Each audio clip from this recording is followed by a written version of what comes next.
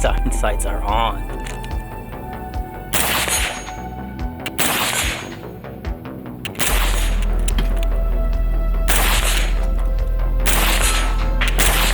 Missed. Oh, we had a slam fire. Did you hear that? Oh, hey. Hold on, we had a bit of a situation. I think it's all right. Hang tight. Oh, shit, oh my God. Welcome back to the channel, everyone. So, brief little history, guys. Some stuff went down in LA. We had all these riots. A bunch of Koreans had like a local radio station that was broadcasting in Korean, kind of telling everyone where to watch out, where the looters were, how to protect yourselves. There was another guy that owned a small gun shop that was going around kind of scaring people away from Korean-owned businesses, as well as other businesses, not just Korean-owned businesses. But there's a bunch of famous pictures of Koreans sitting on rooftops with a bunch of dope pre-band, just old school 80s guns. It's super sick. The most famous of which is this one. We've all seen the picture. A Korean guy with a Korean gun protecting a Korean business. It's so wholesome. What is different from the K1 compared to the K2? The K2 is a lot more like an AK, the K1 being direct gas impingement. This is a long stroke gas piston just like an AK, yet it has the rotating locking bolt exactly like an Ar15. You have a fixed charging handle just like all the other Daewoos. All your adjustment on the sight is in the rear, non-adjustable front sight post, a friggin' 18-inch barrel. This thing's very front heavy. It's a bit of a musket, but you have a threaded barrel, you have a bayonet lug, you have sling loops, and you have the ever desirable K2 folding stock. One of the best folding stocks ever put on a gun. Doesn't rattle, deploys and folds super easy. Like Galil stocks, you have to push them down with everything you have. This one, it's freaking easy. Rips open super easy. Old classic black Bakelite grips and furniture, like old school Colt A1s, very sick. Just a cool gun. We still have the so terrible safety that can go all the way around. Isn't that neat? Yeah, it's terrible actually, but you AR Johnnies, you'll recognize this. You have a bolt hold open that works the exact same way as an AR, and you have a push button to get that mag out of there exactly like an AR. But for us AK Johnnies, we like reciprocating bolt handles. We can smack it home, we can force it out. It's a beautiful gun, it really is. All right, we have 3 targets. We're gonna go 2, 2, 2. We're gonna pivot and hit 1, 2, 3 targets at about, this is probably like what, 75 yards. These over here, maybe 25, maybe a little bit closer. So 1, 2, 1, 2, 1, 2. 1, 2, 3. Ready? Okay. Everyone loves the meep. I'm not even gonna use the timer. So I gotta say meep. Meep, give us a loud meep. Shooter ready, stand by, meep.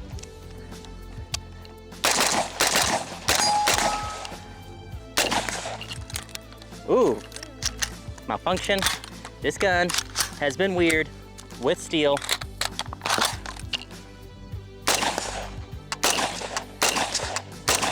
Got it.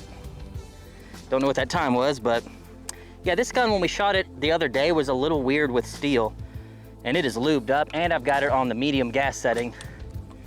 It's really the only one that has some issues on steel, so we'll try that again. Oh, that safety is terrible. Shooter ready, stand by, meep.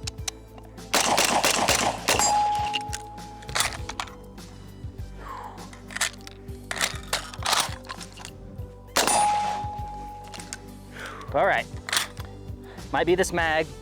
I'm gonna give it the benefit of the doubt. This gun's not a huge fan of steel. So let's slowly finish this mag out just to see.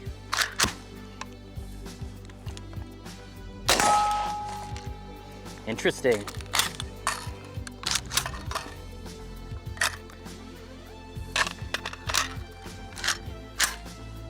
Seems to be on the left side of the mag.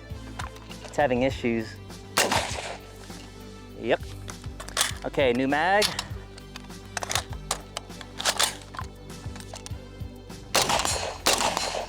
All right. Maybe it was just the mag. Does not like this mag. Duly noted. I don't want to say that that's the gun's fault, although the K1 didn't have any issues with this. This is just a C Products mag, which have always been great. This is a C Products stainless steel mag. The bronze one being aluminum. You ready? What am I doing? I needed that. 1-to-1s, and then we'll go into the rest of the drill. What we'll do is we'll do a 1-to-1 into that steel. I'll pivot and get 3 hits. Sure, ready? Stand by. Meep.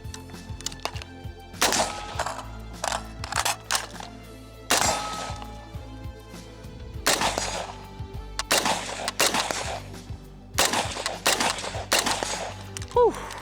This one's not too hip on GI aluminum or steel mag, so let's try some mag pulls. I remember Jay telling us that it does like mag pulls, so we'll try. It's very hot. All right, same drill. 1, 2, 1, 2, steel, steel. 1, 2, 3. Stand by. Meep.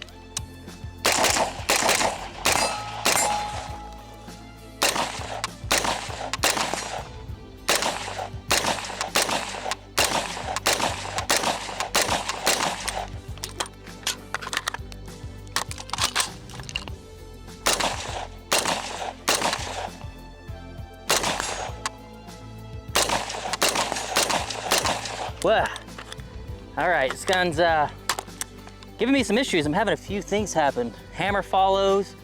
That mag was not empty, and I had a dead trigger. Huh. Okay.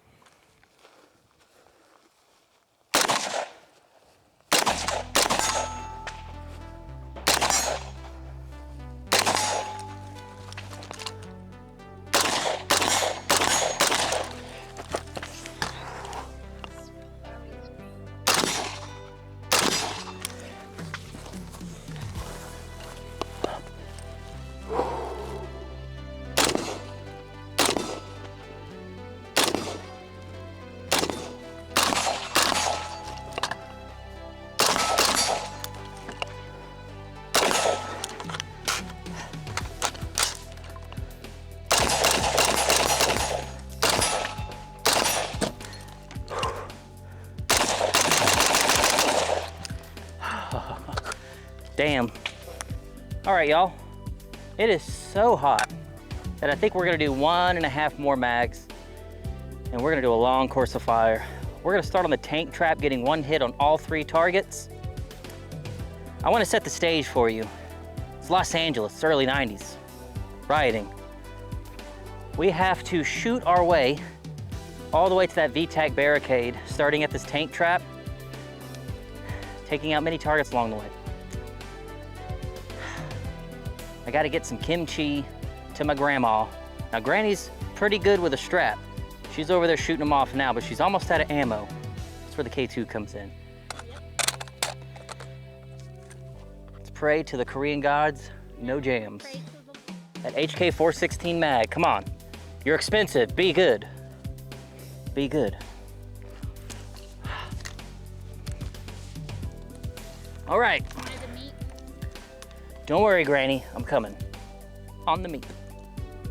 You ready? Ready? Oh, wait, whoa, whoa. Now we're ready. Sure, ready? Get ready. Meep.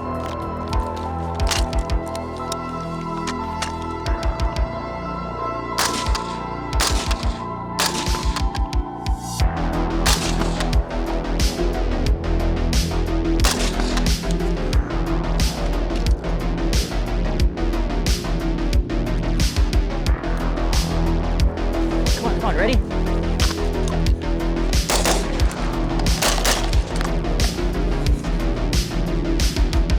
Hurry, hurry.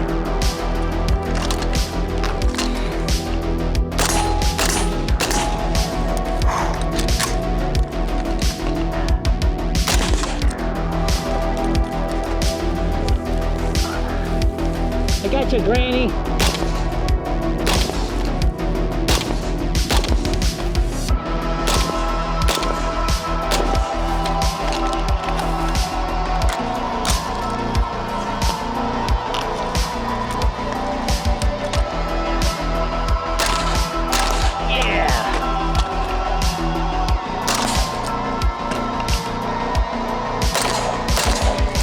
some, Granny, leave me some.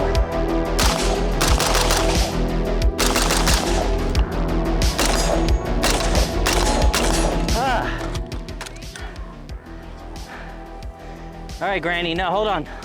Let me close the video out. All right, guys. We had good reliability there, except for that one jam. So I don't know. I think this is the perfect gun for doing rooftop things with your friends. And it's super freaking sick. I don't think we're done with it yet. We might take it to another range tomorrow and try to shoot a little bit more with it. It's just so hot. I don't really want to keep working through malfunctions. But I can tell you, the rooftop red really brings out the color in this Bad Johnny. Super sweet looking gun. Feels awesome. 4 tunable gas settings, which is pretty sick. Very cool. All right, now that Granny's safe, let's go to another range and LARP around a little bit more and get out of this hot ass rooftop red shirt, and then we'll close this video out.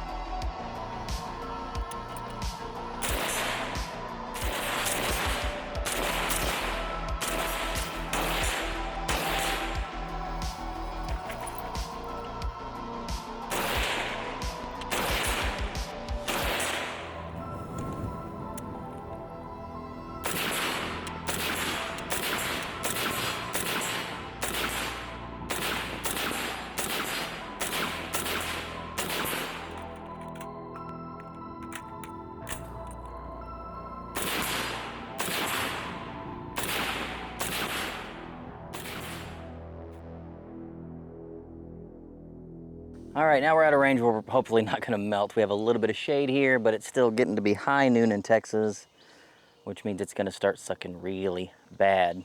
Anyway, let's give this K2 another chance to shine.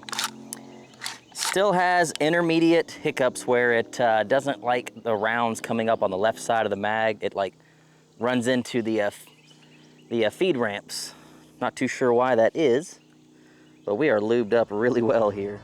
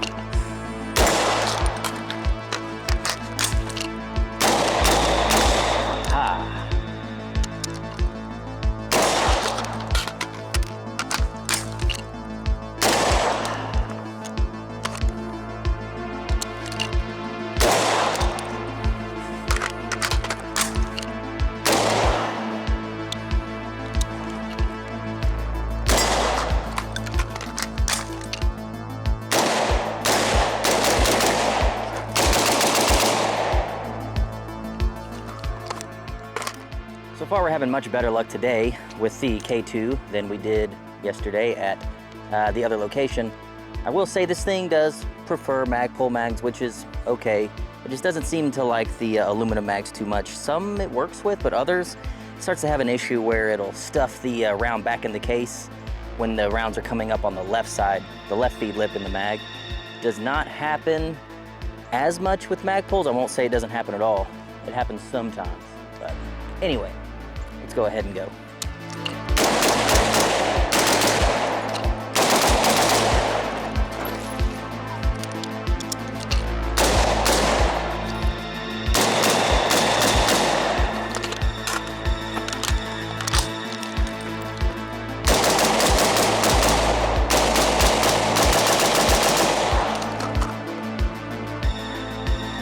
Ooh, had a little AK action there. That was cool.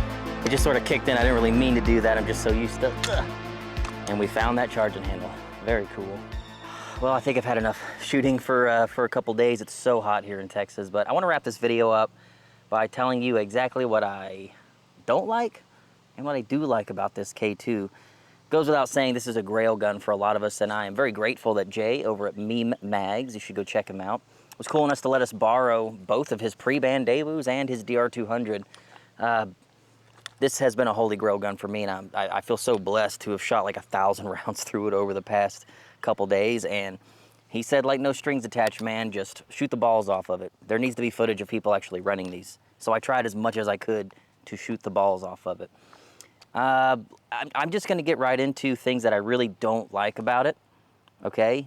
It's things you might not ever really know unless you spend some time shooting it. A lot of us just look at pictures of these things and watch people drone on and on about their collectability and all that, but actually shooting this and living with it for a little while, here's what I don't like. The 18-inch barrel is long, unwieldy, and heavy. And because you have no collapsible stock, it's folding, but it doesn't collapse. It's this long all the time, especially on the VTAC barricade. I found myself running into holes and ledges too much. It was just a lot of gun to pull out and shove back in. A little long for my taste. Not like the K1. The K1's like just this perfect length, even though the stock kind of sucks. It's just a really good, handy length. This gun is heavy. It's got a really chunky, heavy stock. It's got a long, heavy barrel with a really long, heavy gas system, long stroke gas system. It definitely feels hefty compared to, let's just call it its Ar15 counterpart. Definitely heavier than the K1A1. I don't need to tell you that the safety sucks. We all know Daewoo safety sucks, so the safety sucks. This gun in particular doesn't seem to like a lot of aluminum GI mags. It definitely prefers Magpul mags, from what I can tell. And we've shot it a bunch, and it seems like anytime it malfunctioned bad, it was with a GI mag. A round coming up on the left feed lip, it would run into the feed ramp and shove the nose back down into the case. But Magpul mags, it seems to do better. And keep in mind, we've been running steel case. I don't know if that's causing the problem. I highly doubt it. It just seems to be mag dependent. So yeah, there's that. Other than that, there's a lot of hard things to say about what I don't like about it. So let's just get into the good stuff. Factory gas block with 4 settings. Every gun should have gas settings at this point, especially since suppressors are so commonplace, and the fact that this gun was doing this 30, 40 years ago, maybe more. Awesome.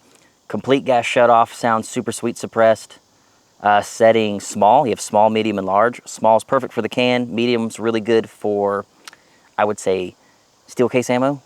Large is good, I guess, in case the gun isn't running well, but brass seems to run on every single setting. And we haven't suppressed this gun, but we have suppressed its DR200 counterpart, and I can tell you it is a beautiful gun to suppress. It's pretty quiet. Pretty quiet. Don't know if many people are going to do that to their pre-ban, although I have seen Mike Pappas do it. The iron sights are awesome. It's a peep sight exactly like an A2, only you have no adjustment up front, all the adjustments in the back, and it is exactly like an A1 on adjustment, exactly the same.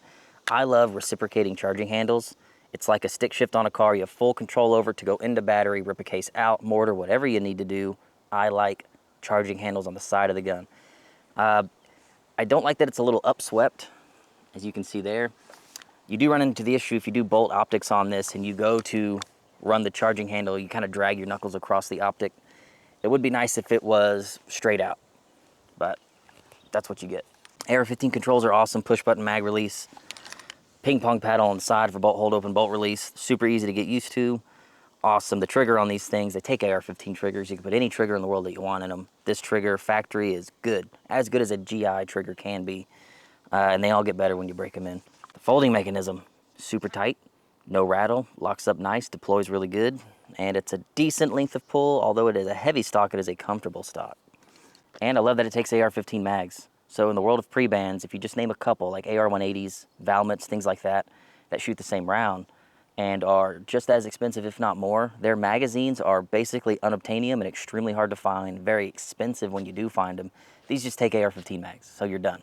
There's nothing to worry about. That's probably the best part about collecting this pre-ban gun here. And this is set up for optics. All the K2s have these little threaded holes on top of the receiver, so it's very easy to mount weaver rail, pick rail, whatever, and you can find aftermarket rails for these things that you will see in a later video. Anyway, guys, that's it for today's video. I do prefer the K1A1 over the K2.